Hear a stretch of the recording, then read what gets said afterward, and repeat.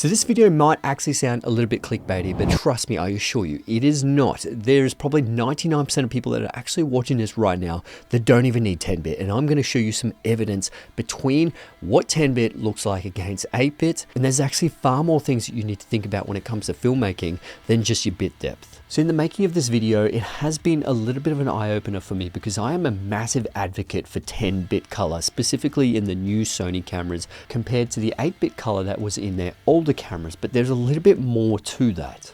But first of all, before we get into more of the video, we do have to put everyone on the same playing field because a lot of people don't actually know what bit depth is, but also chroma subsampling, which is pretty much your 420 or 422 or 444. Now this is just as important as your 8-bit, 10-bit, 12-bit or 16-bit codecs. Now most common bit rates you'll actually see in these modern mirrorless cameras are 8-bit 420, or pretty much now 422 10-bit is becoming more of a standard.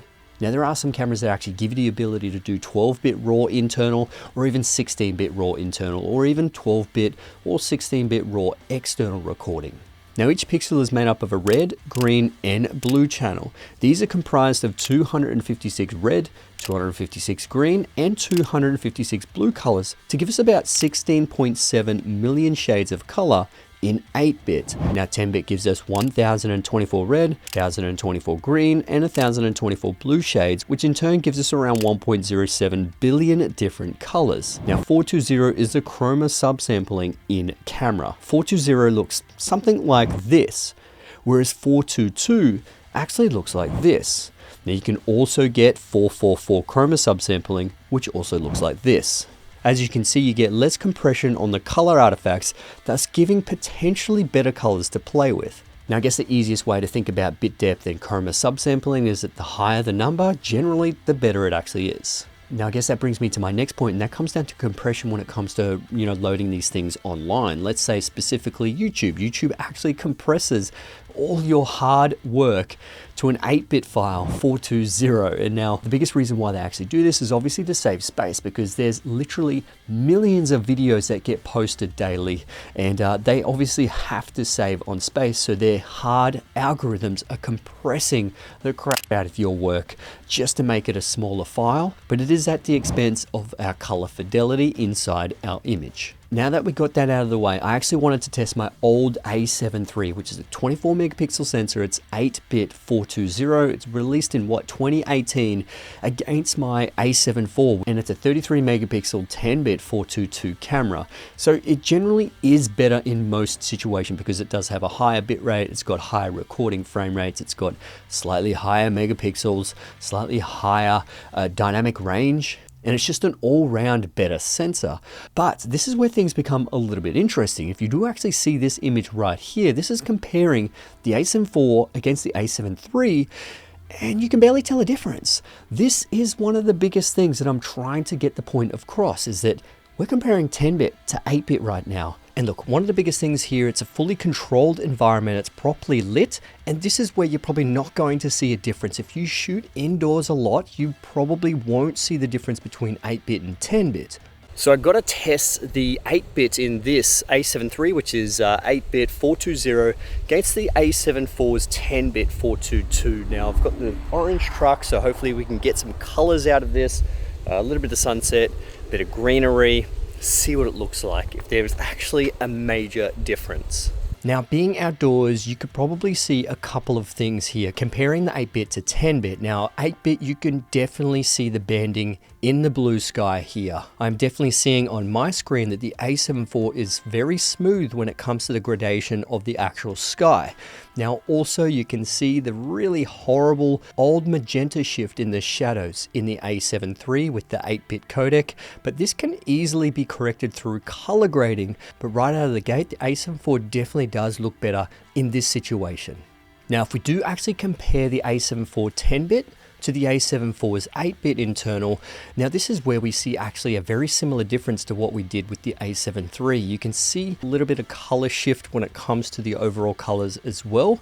The colors can be slightly adjusted in post-production, and on my screen when it comes to banding, there doesn't seem to be too much of a difference what we were seeing in the A7 III with this A7 IV's 8-bit 420. It seems like it holds up just a little bit better, but that could just be newer sensor technology. But if you are seeing banding in both of these images on your screen, that's most likely just YouTube compression. So on my screen, I'm not really seeing too much banding, but if you really did try and push the saturation in the colors with that 8-bit, it would fall apart much sooner than it would with the 10-bit. Now look, even if I were to push the grade in this 8-bit on the A7 IV and change the sky, you know, decrease the highlights and try and bring a little bit more darkness and depth to the colors, you can see that it actually looks perfectly fine, not too bad, specifically on my screen. And if I do the same with the A7 III, and this is where it breaks apart even more. So I do have to say that not all 8-bit cameras are equal as well. So it really does depend on the camera and codecs you're actually utilizing. Now, in all honesty, I remember the A7 III being far worse than it actually is. And I actually just think it was my skill level. I really wasn't that great. I actually started as a photographer, and when I got into YouTube, that's when I started learning how to do filmmaking. That's why I went to TAFE, that's why I went to university to try and study, you know, the art of filmmaking, and obviously hundreds and hundreds of YouTube videos I've pumped out and Instagram videos.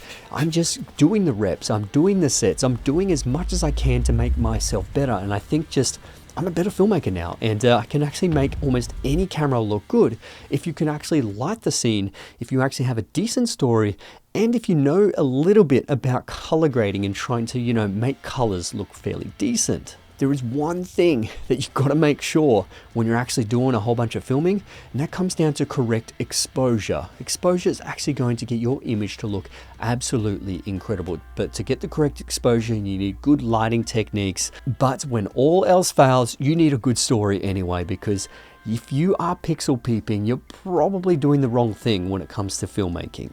So what exactly did we learn today? Now, this is a bit of an eye-opening video for me because I really thought the A7 IV was absolutely going to be miles ahead of the A7 III. But in this controlled environment, like, I really, honestly, really struggled to see the difference. Obviously, there was a little bit of a color shift and a bit of a difference there. I tried to tweak it as best as possible. The A7 IV, in my opinion, looked a little bit better. Some people may actually think the A7 III's colors might look better, but it is subjective in that way. But I didn't see, you know, any sort of limitations in that 8-bit versus 10-bit or even banding inside. But when we did go outside, obviously this is where you will notice that banding in the sky. It is very common when it comes to 8-bit versus 10-bit, but we saw that the internal 8-bit of this A7 IV versus the internal 10-bit, there wasn't really too much of a difference. Like, we learnt obviously that all 8-bit isn't the same. I guess all 10-bit isn't the same. Just like, you know, all 4K cameras aren't the same. There's so many different variables depending on what camera manufacturer, what codec you're actually using, and how you're actually going to be color grading it. So we did unpack a lot, and I hope you guys learnt, you know, just as much as I did when it came to making this video. But, you know, don't write off 8-bit cameras because it's an 8-bit camera. That's pretty much what I was doing. I was completely writing it off and just not really thinking about the people who actually don't really need to color grade, who don't really need to push the image, you know, to its full potential. You can still get incredibly good looking images depending on obviously framing composition, lighting, story. There's a whole bunch more to filmmaking and videography than just the bit depth. So anyway, my friends, I hope you enjoyed this video. If you did, please give it a thumbs up, and thanks for watching. I'll see you guys in the next one. All right, let's get it.